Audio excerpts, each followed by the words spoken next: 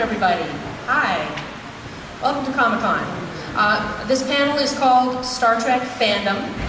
Everyone on this panel, except for Emily from NASA there, the rest of us are from the USS Henry Hudson Star Trek Fan Club.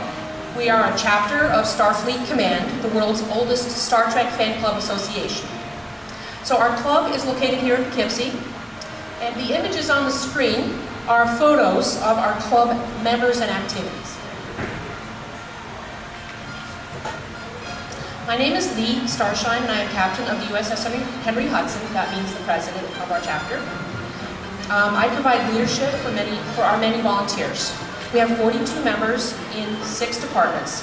Our mission is to raise the Hudson Valley to new heights through charity work, monthly game night at the Dragon's Den, which is open to everyone, monthly ship-wide assemblies for members, away missions, such as Star Trek concert and special events. Our website is usshenryhudson.org. So today we are going to talk about Star Trek Fandom, one of the longest running and most successful science fiction franchises. Star Trek has sparked the imagination of billions of fans worldwide. The original Star Trek television series was created by Gene Roddenberry and first aired in 1966. The program was the first series written for adults that explored social and moral questions while staying true to science fiction. Star Trek celebrated its 50th anniversary last year. 5 separate TV series and animated TV series, 13 movies, and numerous video games, computer games, simulations, books, magazines, blogs, and online games have told the story of Star Trek. In the near future, the new CBS All Access series will stream on air called Star Trek Discovery. We have a drawing today for a Star Trek item, which is a Klingon kit, Klingon model kit. So to enter the drawing, Rich, could you put some pens and drawing forms down there? There's also some flyers about our club, so please fill that in.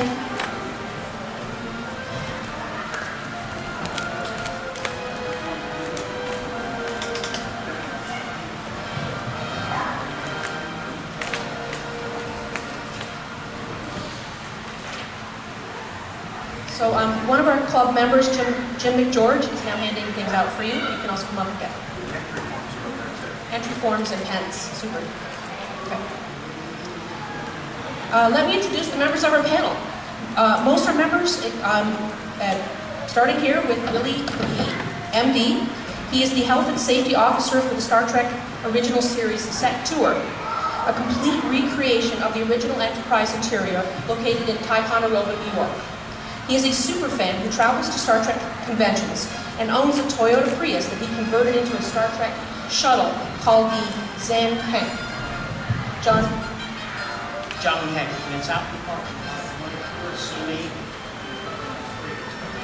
He is also president of the Mid-Hudson Astronomical Association. Our club offers honorary ranks. Lieutenant Junior Grade Yi is a medical officer on the USS Henry Hudson. Steve Robinson is a walking encyclopedia on Star Trek, including memorabilia and trivia. Part of his massive personal collection is on display at the USS Henry Hudson booth just outside the main doors, right here. Steve works in chip manufacturing at IBM. Lieutenant Robinson is Chief Science Officer in our club. Richard Kalin is a lifelong Star Trek fan and expert at Star Trek trivia. He's a freelance videographer. And Ensign Kalin is Deputy Chief of Communications. He's also running the photo booth there, which opens at noon. Sarah Van Heulen, raise your hand.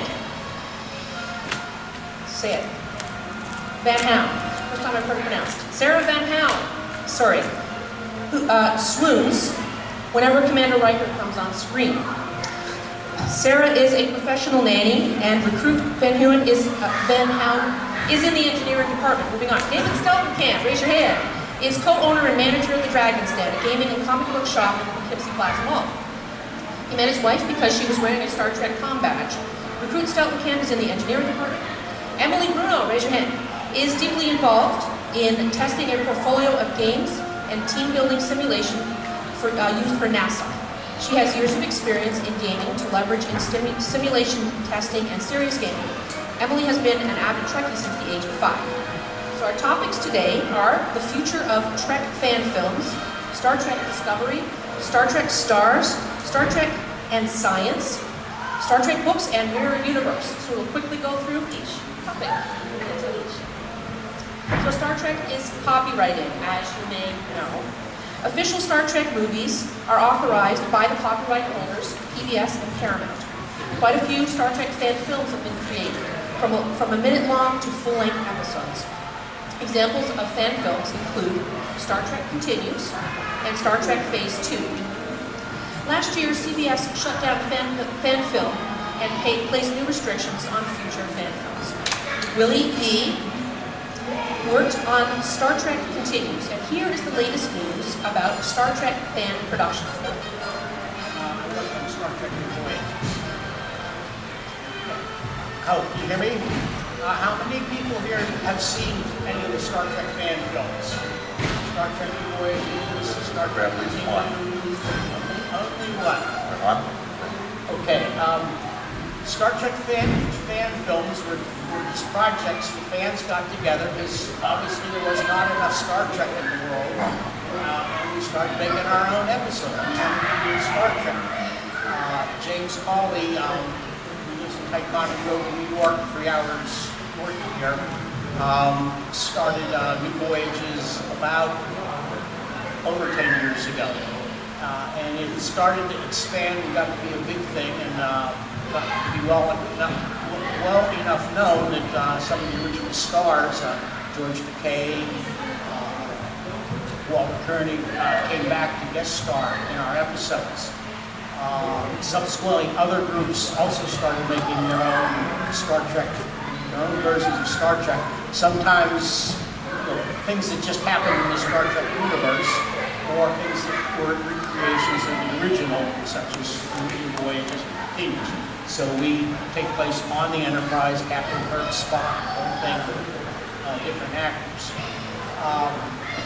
A year and a half ago, one production, I'll name it Axanar, went over the line because this was CBS's copyright. And they told us, the Empire of New Voyages, we're watching you. You can do what you want, don't get too big, don't make any money off it. Axanar raised $1.2 million on Kickstarter, hired actors from the series, such as Gary Sobol, called themselves an independent film production, gave producer a $38,000 salary, and brought down the ire of CBS on them, and there was a big lawsuit that got settled last December. And as a result, there were new restrictions on fan films. Nothing longer than 15 minutes. Nobody raises over, I think, $50,000. No ongoing series. No professional actors. No professional, and no actors who were connected with the Star Trek franchise, etc. So everybody's had to decide what they're going to do. Star Trek continues. Over the past years, we continue to release 3 episodes, believing that anything that was already in the can was okay. Basically the guidelines don't say this is what you can do. They say what you can and can't do. They say this is what you can do safely without getting sued. Maybe you can get away with more, but no guarantees. So continues is kind of pushing the line. Star Trek Renegades, which is the one we're kind of really looking forward to, basically just took out every reference to Star Trek in their series, but when you watch it, it's Star Trek without the name, without the characters. Some others have decided to go, they're going to operate with a 15-minute limitation. Star Trek New Voyages is basically shut down. James was kind of burned out anyhow, but then we had all these beautiful sets, and James was a stickler for detail.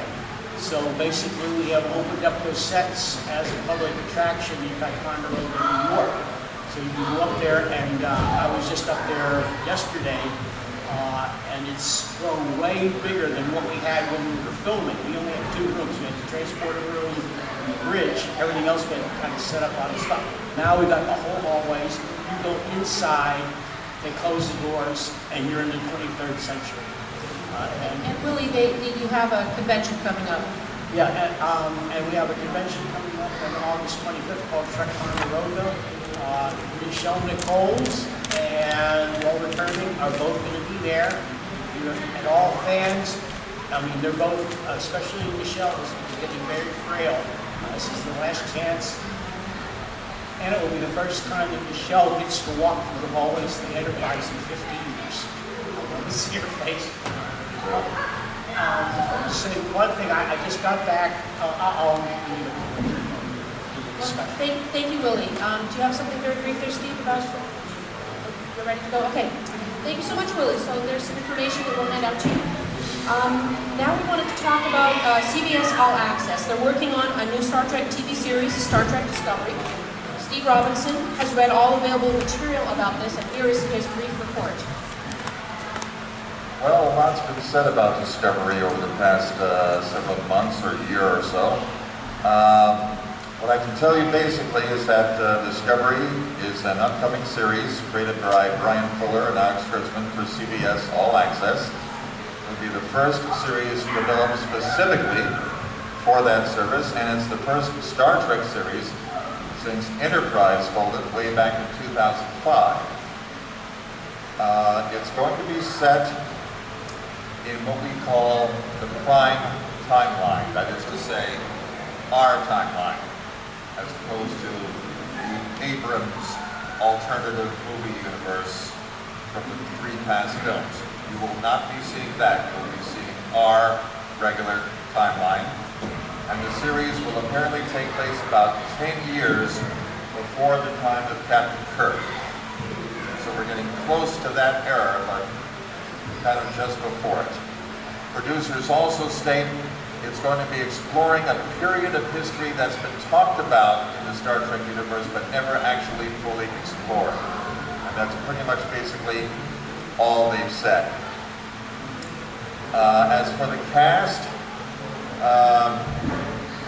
not too many big names that some of you may know, but I can go through some of them. Sadiqa Marchand Green, I hope I pronounced that right, is being cast as Michael, at least Michelle, and Michael Burnham. She'll be the first officer aboard the USS Discovery, referred to as number 1. She is the lead character, and apparently the whole story is going to revolve basically around her. Let's see. Oleg Pancholi plays a character called Nambu, or Nambue, I hope I pronounced that right. He or she will be the chief medical officer aboard the USS Shenzhou. It looks like we have a couple of ships to deal with in the new series.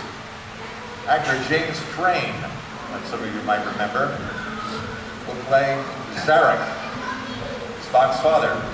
Yes, he is back in the new series. We don't know whether or not he'll be a recurring character, but he is apparently in the storyline. An actor named Doug Jones is playing a character called Saru. He's a science officer aboard the Discovery. It's said he's a new alien species. And Mr. Jones is said to be very excited about being able to, quote, from the ground up, develop and find this character. He will literally help create it himself. Actress Michelle Yeoh, some of you might remember her from Crouching Tiger, Hidden Dragon, plays the starship captain of the Shenzhou. We also have a character who will reportedly be the first openly gay character aboard a Star Trek series. We're going to have Klingons. They will be adversaries. Let's see. Jason Isaacs has been cast as a character named Lorca. He will be the captain of the Discovery. And we also have Rainn Wilson. Some of you might remember him from The Office. He'll be playing Harry Mudd, the charismatic con man. We also don't know yet whether or not he'll be a recurring character. The series is filming at Pinewood Studios in Toronto. It's still set for a late summer, early fall delivery to CBS. The premiere pilot episode will air on CBS television. The rest of the series will air online on CBS All Access. Exactly when, we still can't say. They haven't set a date. The production has been reportedly been compromised with some production delays down the road. They seem to keep putting off the premiere dates for whatever reason. But at this point, that's pretty much all we know. It's coming, but that's pretty much all we can tell you. Thank you so much, Steve. Rich, unless you have an important comment, we're going to keep going along here. Okay. Star Trek performers are often admired by fans. Many Trek actors and actresses make live appearances at conventions, give talks, sign autographs, sit for photographs with fans, and socialize. This is a highlight at conventions. Sarah, what type of interactions have you had with Star Trek actors? How do you feel about them and why? Well, recently it was Jonathan Frakes, Commander Riker. I had a mini meltdown when I went to got his photo. I do carry a Commander Riker in my purse. I'm trying. Sorry, I kind of lost my voice yesterday. It was actually who was. Marina Sirtis, if you ever meet her, she is amazing. She is also quite crazy. She will say anything that comes to her mind and tell you all about the Spurs, England football club, and she is fanatic about it. She's also best friends with everyone on the cast. And the character she played on Deanna Troi. Deanna Troi, the Betazoid. Yes. It said. Well, she did create the accent for that one completely.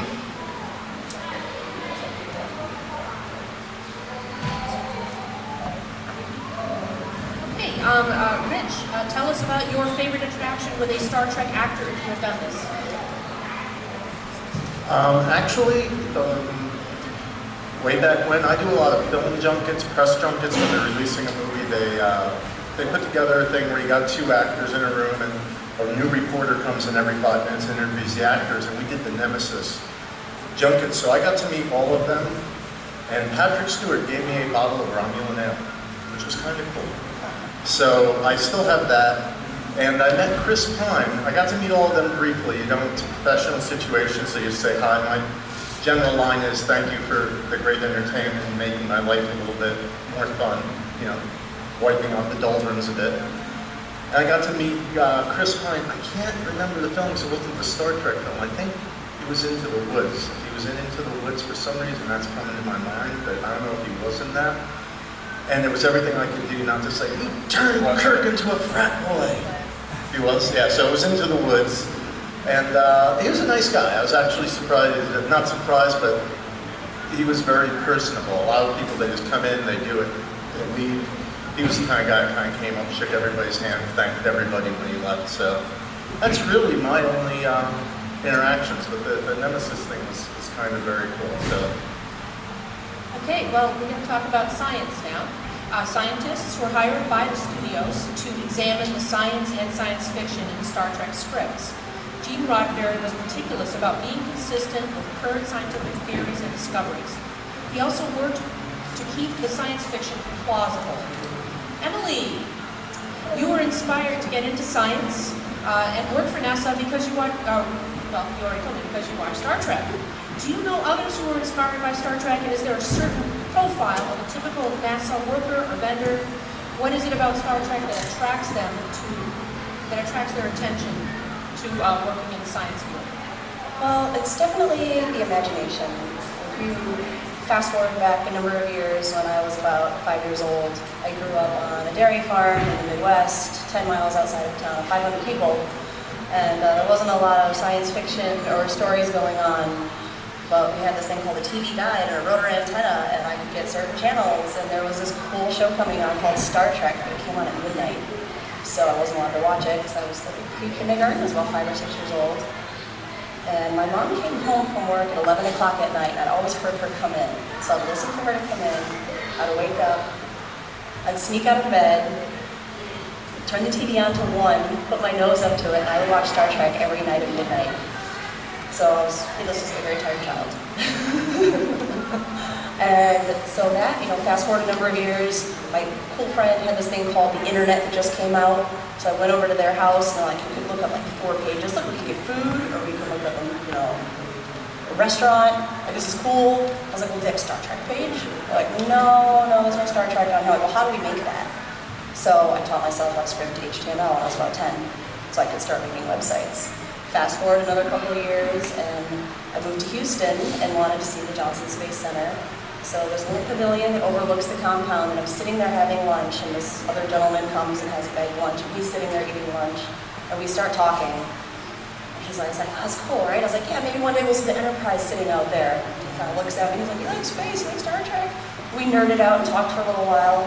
He pulls out of his bag some blueprints, and he's working on the new ISS space station expansion. Because Mir had just shut down, they were just launching the ISS, and I was like, this is the coolest thing I have ever seen in my entire life. He's like, well, do you type? He's like, yeah, I type. He's like, well, take this woman's email, take her number, call her, you have some data entry for you to do. And that's how I got started at NASA. So you could definitely say Star Trek has that appeal that draws people to it. And, okay. David, did you have any comments about science and Star Trek? Well, one of the things is that I used to teach marketing classes, and if you look at a lot of the devices that we are currently using, and think to yourself, wow, these are really cool, or, I'm pre-cell phone growing up and pre-internet and all that sort of stuff. But if you look at your cell phone, that's basically 2 Star Trek devices combined together. It's the communicator and the pad. And it's been an inspiration. I think that talking to certain people, Star Trek has not only been like, oh, that's really cool, like Emily's story about actually getting involved in space, but it's been driving people to say, well, why can't we do that? And I remember the Next Generation, they tapped their combat and they said, card to Enterprise, and I thought, wow, how many years before we can do that? Well, apparently, as I'm driving in my car today, I'm like, call home, and my car was kind enough to call my home and connect me to my wife, and I can answer the question she had for me. So, I can't say it's a direct relationship. I grew up in a household where science, my father had a doctorate in chemistry, and while that wasn't the path that I chose, you can see the influences if you look for it. I used to bring in a flip phone and show people that the communicator is basically the inspiration for your cell phone. And when you have 20-year-old kids who kind of vaguely remember the Star Trek show, they're like, really? I said, oh yeah, ultrasounds. When you think about it, just being able to look inside the body with a device is not invasive. So a lot of the technology that I think is being driven by the current generation of engineers, I think that a lot of them are inspired by Star Trek. And the DC Legends of Tomorrow show recently had an episode where they do time traveling. And of course, time travel always presents all sorts of interesting conundrums. But they bump into George Lucas, and George Lucas has a really poor experience with this whole filming thing. And he says, I'm done. I'm never going to be a filmmaker. I'm going to go back to the Midwest and not do anything. And several of the characters' lives are altered because they never made Star Wars, which I realize is not the show we're talking about. But he never made that show, and because he didn't make that show, they weren't interested in science. They didn't become who they became. So they lost a couple of physicists and things like that because of it. So I don't have a direct relationship like Emily does, but I can see it all over the place, all the influences that Star Trek has provided in the last 50 years. So I just hope that Transwarp Drive or Faster Than Light Travel, some of those things are, perhaps the transporter would make my life a lot easier. So would replicators. They're working on replicators. Yeah.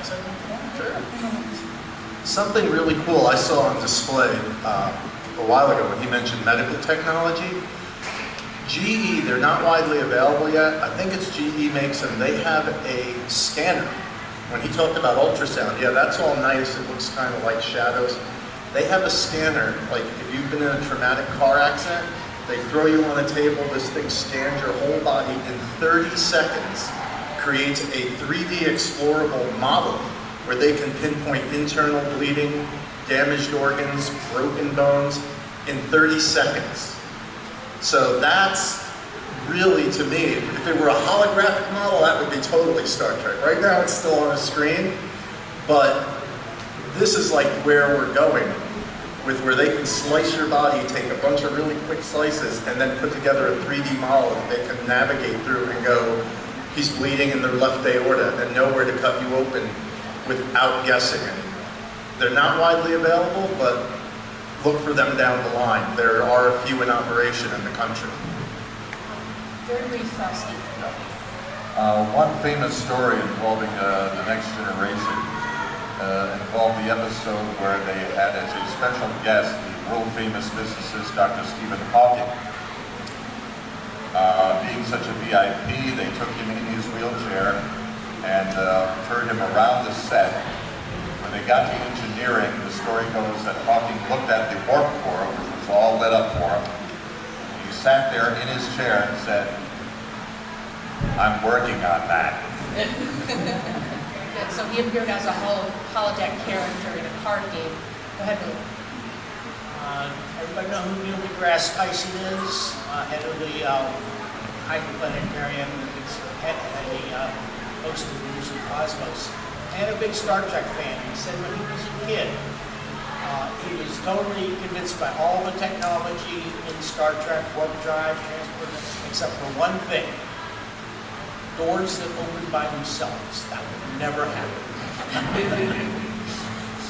Very good. Well, Emily, do you have one more comment before we go? Okay.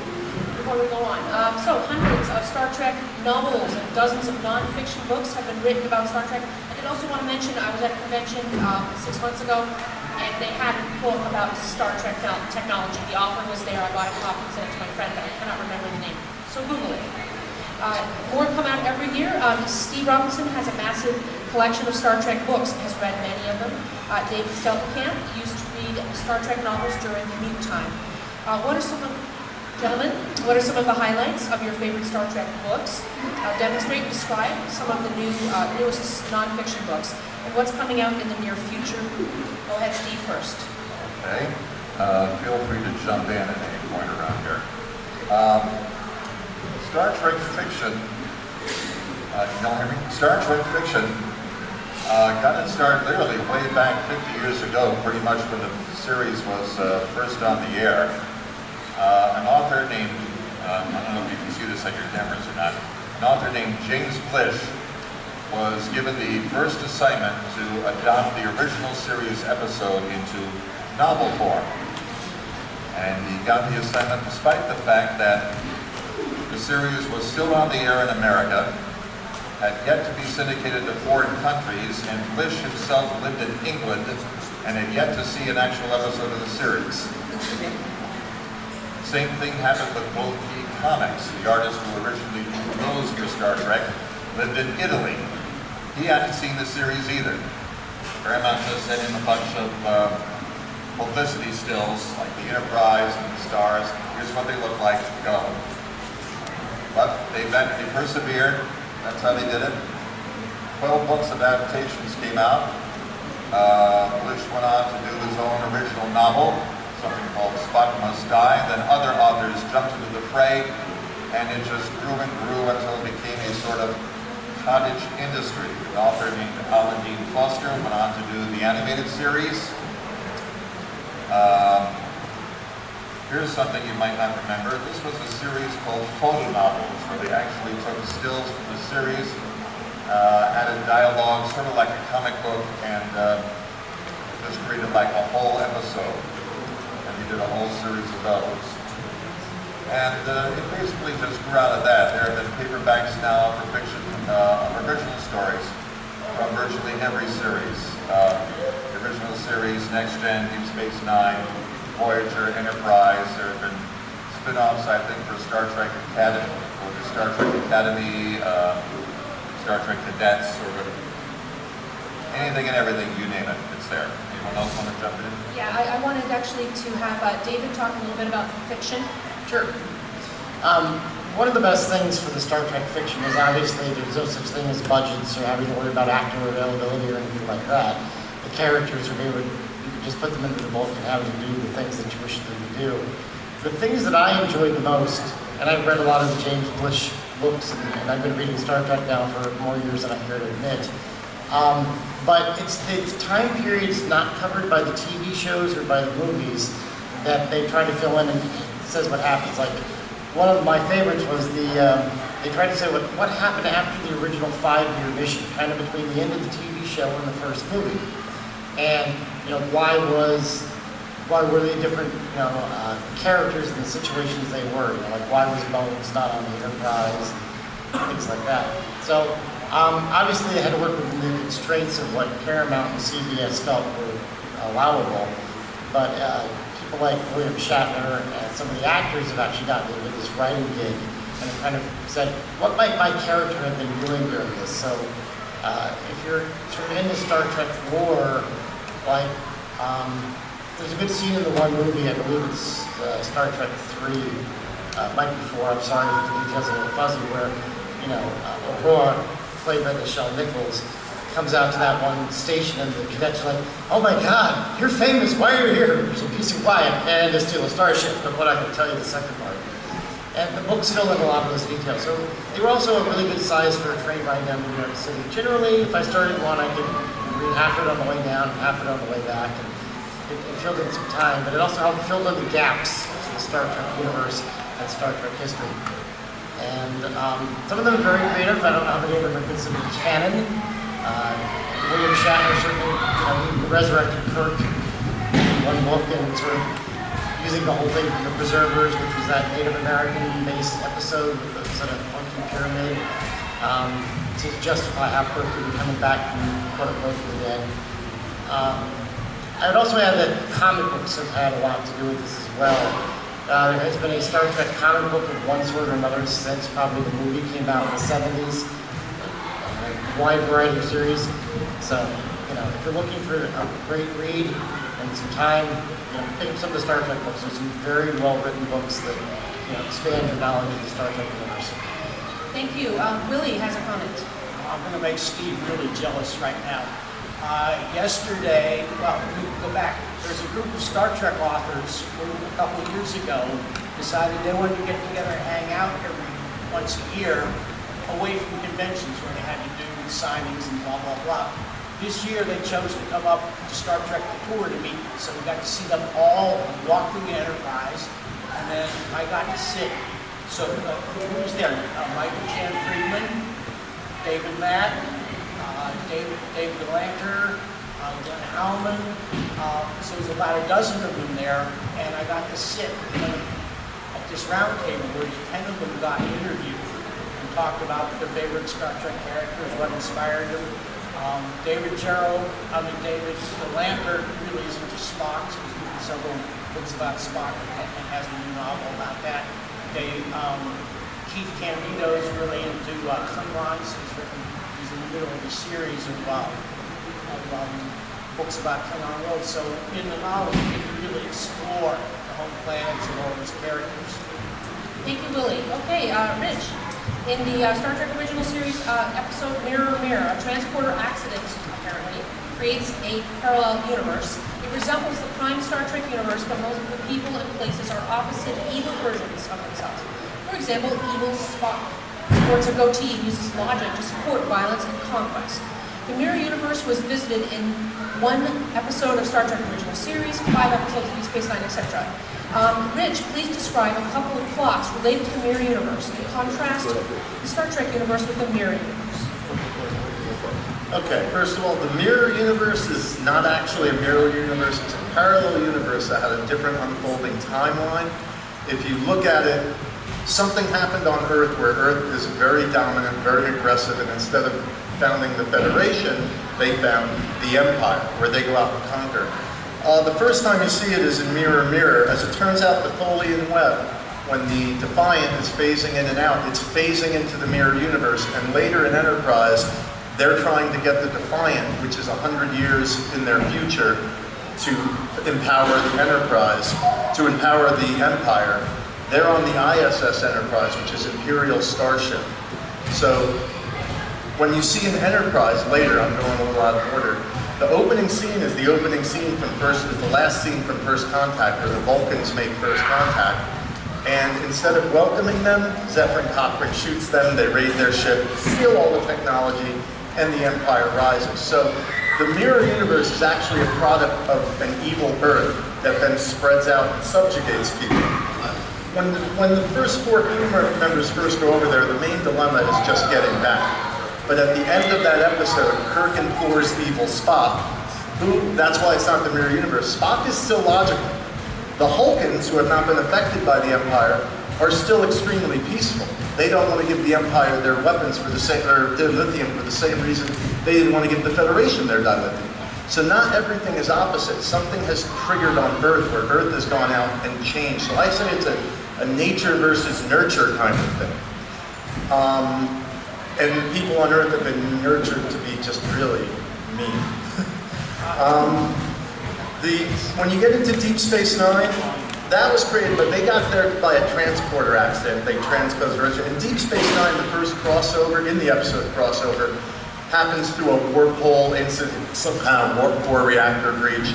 The Deep Space Nine episodes don't add a lot besides character development and fun. They're fun to watch because Kira, who's very stoic in Deep Space Nine, is a hedonistic narcissist in the mirror universe.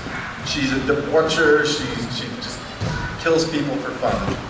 But you also see O'Brien in that universe is kind of a nice guy still. He's been beaten and trodden on because in the Deep Space Nine universe, Kirk did convince Spock to change things, but when he changed things, all the people that the Empire had trampled on for so long came back and took over the Terrans. And now the Terrans are the slaves, the humans are the slaves in all the Deep Space Nine episodes, and they're fighting for their freedom because they did become more peaceful, but they became peaceful after they really got a lot of people ticked off at them.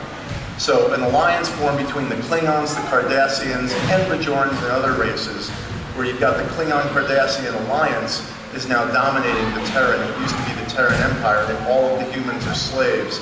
And they're working on Deep Space Nine in the ore processing center. Not in Terok North, they still call it, in the ore processing center. So there are a few good episodes of that. I mean, you've got crossover Through the Looking Glass, where Ben Sisko in the Mirror Universe is a collaborator. He's helping the Alliance subjugate the humans. The last thing I would say go to is they have a few, The Emperor's New Clothes, where the Grand Nagus goes over. In the Enterprise series, there are 2 episodes. They don't all take place in the Mirror Universe. Resurrection, Vedic Barile actually comes to this side, and it all takes place on this side. And in the Enterprise episodes, in the Mirror Darkly, Part 1 and 2, it all happens on the other side. There is no crossover. We just see a glimpse of what the Enterprise is like in the Mirror Universe. And it's the same thing. You know, discipline is enforced brutally. They're looking to subjugate everybody. And then the bonus episode, most of you have probably watched a lot of the TV episodes. The bonus episode that I really enjoyed is from a competitor to Phase 2, New Voyages, continues, Fairest of Them All. If you haven't watched that, watch it. Watch the first Mirror episode first. Fairest of Them All starts with the last episode where Kirk implores Spock to change things. The evil Kirk crew comes back to the ISS Enterprise, and the whole thing takes place in the Mirror Universe, and Spock stages a mutiny and starts changing things. Very, very good episode, well cast, definitely worth a watch.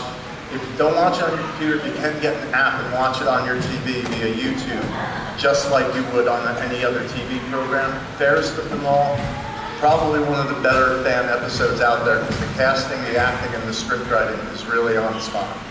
Thank you so much, Rich. That was just wonderful. We're going to do our drawing in a moment. Can you go ahead and we're going to shuffle the pile, and then Emily is going to choose our winner. Can you describe our prize? We have here Next Generation Roll-On the Klingon Model Kit. Right. Actually, this is for the audience, but so go ahead and Emily, if you can pick one at random. She's objective, she has her eyes closed almost.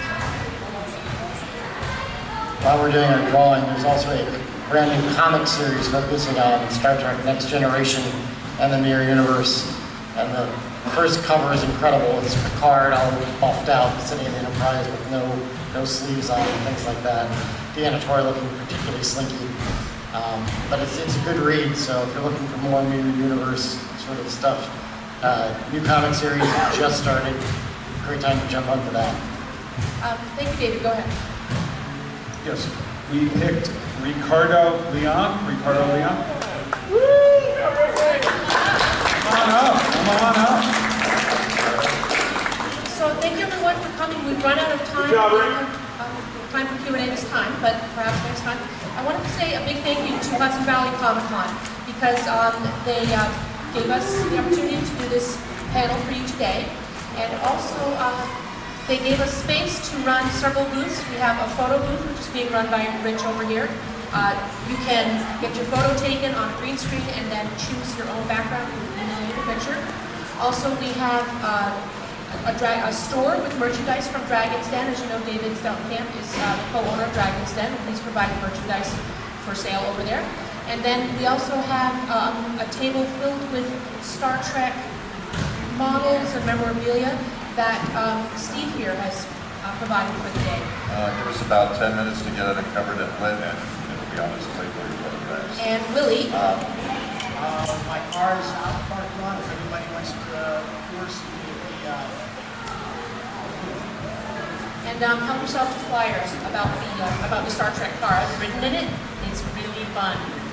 We also have flyers available for Trek Ticonderoga. We have flyers available for the Star Trek Center, which is now open daily throughout the summer except Mondays. I can also say that Star Trek fan fiction and Star Trek non-fiction reference works. I'd be here till the 23rd century if I explained all these non-fiction reference books. We're out of time, but they're all available at your local bookstore and your local library. Read.